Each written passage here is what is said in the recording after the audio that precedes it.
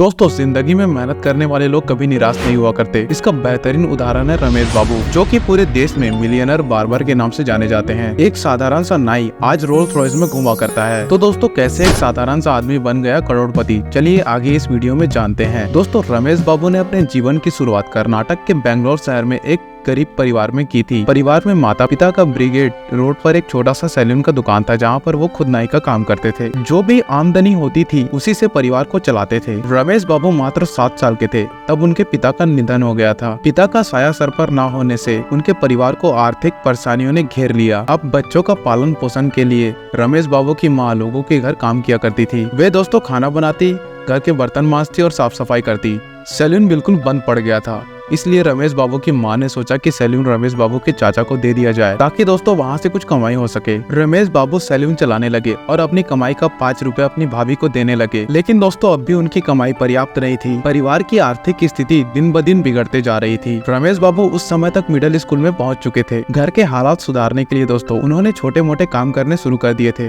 वे दोस्तों अखबार बांटा करते थे, लोगों के घरों में दूध डिलीवरी किया करते थे। कोई भी काम जो कि हाथ में आया करता था उसे वो कर दिया करते थे। जो भी आमदनी होती थी उसको अपने माँ के हाथ में दे दिया करते थे। उनके दिन दोस्तों इसी तरीके से गुजर रहे थे। रमेश बाबू इसी तरीके से काम करते हुए स्कूल की पढ़ाई भी कर रहे थे। अब दोस्तों वो 10वीं की परीक्षा पास करके 11वीं की कक्षा में पहुंच चुके थे। दोस्तों उन दिनों उनकी माँ और चाचा के बीच सैलून के काम को लेकर अनबन होने लगी थी। एक दिन दोस्तों अनबन ने बहुत बड़े झगड़े का रूप ले लिया। लड़ाई इतना बढ़ चुका था कि चाचा ने उन्हें सैलून से कमाई हुई पैसों में से 5 रुपए भी देना बंद कर दिया। दोस्तों तभी रमेश बाबू ने अपने माँ से कहा कि वो अपने पिता की सैलून की दुकान खुद चलाना चाहते हैं। लेकिन उनकी माँ यह नहीं चाहती थी, क्योंकि उनके बेटे से उनकी बहुत सारी उम्मीदें जुड़ी हुई थी। वे अपने बेटे को पढ़ाई को जारी रखने के लिए समझाने लगी। लेकिन रमेश बाबू ने माँ को आश्वासन दिया कि वो पढ़ाई को भी जारी रखेंगे। इसके साथ साथ जो थोड़ी बहुत बचत उनके माँ ने की थी उसी से साल 1989 में सैलून को फिर से शुरू किया गया। सैलून का नाम रखा गया दोस्तों इनर स्पेस। काम में मदद के लिए रमेश बाबू ने 2 लोगों को रखा और इस तरीके से सैलून का शुभारंभ हुआ। दोस्तों काम आसान नहीं था और रमेश बाबू कई सारी समस्याओं से जूझ रहे थे, क्योंकि दोस्तों खुद उन्हें बाल काटना नहीं आता था। इसलिए सैलून का काम वर्कर के भरोसे पर चल रहा था।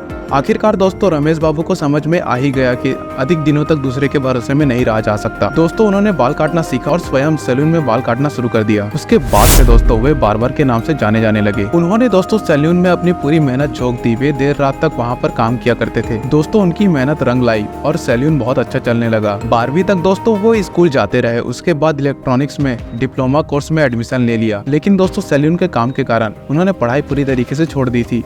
अब दोस्तों 1993 आ चुका था। रमेश सैलून से ठीक ठाक आमदनी वसूल कर ले रहे थे। घर खर्च में कोई भी परेशानी नहीं आ रही थी। धीरे धीरे दोस्तों वह बचत भी कर रहे थे। एक दिन दोस्तों उनका एक रिश्तेदार उनके पास आया। वह कार से आया था। उसी को देखकर रमेश बाबू ने भी कार खरीदने का मन बना लिया। दोस्तों रमेश बाबू ने जल्दी ही मारुति ओमनी EMI में खरीद ली। इस कार को उन्होंने अपने स्टेटस सिंबल के तौर पर लिया था और इस कार को खरीदने के लिए उन्होंने अपनी पूरी जमा पूंजी लगा दी थी और दोस्तों खुद पर बहुत सारा लोन भी चढ़ा लिया था। लेकिन जल्द ही उन्हें अपनी गलती का एहसास हुआ जब उनका बजट बिगड़ने लगा। वह यहाँ तक भी सोचने लगे कि कार को अब बेच दिया जाए। एक दिन दोस्तों नंदिनी काका, जिनके यहाँ उनकी माँ काम किया करती थी, उन्होंने दोस्तों एक सुझाव दिया कि कार बेचने की बजाय उनको किराए पर दे दे। इससे दोस्तों आमदनी भी हो जाएगी और कार का लोन भी चुक जाएगा। रमेश बाबू को यह आइडिया बहुत ही पसंद आया। नंदिनी आका ने उन्हें कार रेंटल बिजनेस के बारे में कुछ मूलभूत जानकारियां भी दी थी और दोस्तों अपने जान पहचान के कुछ लोगों से भी मिलवाया था। दोस्तों साल 1994 में रमेश बाबू की कार की कंपनी शुरू हो गई थी। यह एक कार रेंटल कंपनी थी जहाँ वे कार किराए पर उपलब्ध कराया करते थे। उन्होंने अपनी कंपनी का नाम रखा रमेश टूर एंड ट्रेवल्स। लेकिन दोस्तों रमेश बाबू का बिजनेस उस तरीके से तरक्की नहीं कर पा रहा था जिस तरीके से उन्होंने सोच रखा था। दोस्तों उनका कस्टमर बेस भी ज्यादा नहीं था। दोस्तों वे अपना कस्टमर बेस बढ़ाने के बारे में सोच रहे थे। तो उस समय कार रेंटल बिजनेस में लग्जरी कार बहुत कम हुआ करती थी और जो थी दोस्तों उनका भी हालत बहुत अच्छा हुआ नहीं करता था और रमेश बाबू इसी मार्केट गैप को समझ गए। दोस्तों उन्होंने ब्रांड न्यू मर्सिडीज खरीदकर अपनी इस बिजनेस में लग्जरी कार ब्रांड को उतारने का फैसला किया। ये निर्णय दोस्तों जोखिम से भरा था और बाकी लोगों ने भी उन्हें समझाने की बहुत ज्यादा कोशिश की, लेकिन वो समझने वाले कहाँ थे। उन्होंने ये सोचा था कि अगर घाटा होगा तो वो अपनी कार को बेचकर उस घाटे की भरपाई कर देंगे। उन्होंने बैंक से लोन लेकर 42 लाख की मर्सिडीज बेंज खरीद ली। उस समय दोस्तों किसी भी ट्रैवल एजेंसी के पास इतनी लग्जरी और नई ब्रांड न्यू कार नहीं थी। ऐसे में दोस्तों कई बड़ी बड़ी कंपनीज रमेश बाबू से कार रेंट पर लेती थी और दोस्तों इसी तरीके से रमेश बाबू तरक्की की राह पर आगे बढ़ते रहे। उन्होंने आगे चलकर कई सारी लग्जरी कार खरीदी। उनके पास 2004 तक 7 कारें थी। जो अगले 10 सालों में यानी कि 2014 में बढ़कर 200 हो गई और इन 200 में से 75 लग्जरी कार शामिल थी। दोस्तों रमेश बाबू रोल्स रॉयस खरीदने का सपना देखा करते थे। साल 2011 में उन्होंने अपना यह सपना भी पूरा कर लिया था। उनकी कंपनी दोस्तों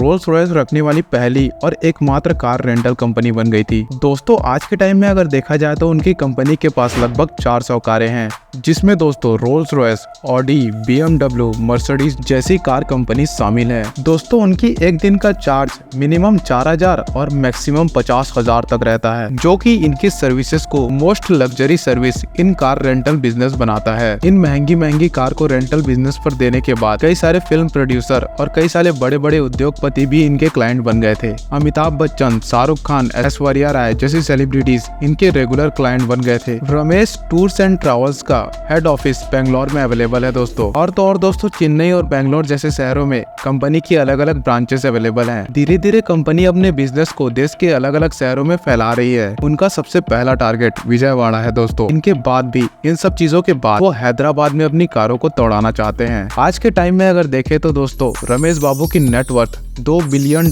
से भी ज्यादा की है। तो दोस्तों एक सैलून की दुकान में बाल काटने से लेकर $2 बिलियन तक की कंपनी तक का सफर तय करने रमेश बाबू की यह कहानी आपको कैसी लगी कमेंट में जरूर बताइएगा। धन्यवाद।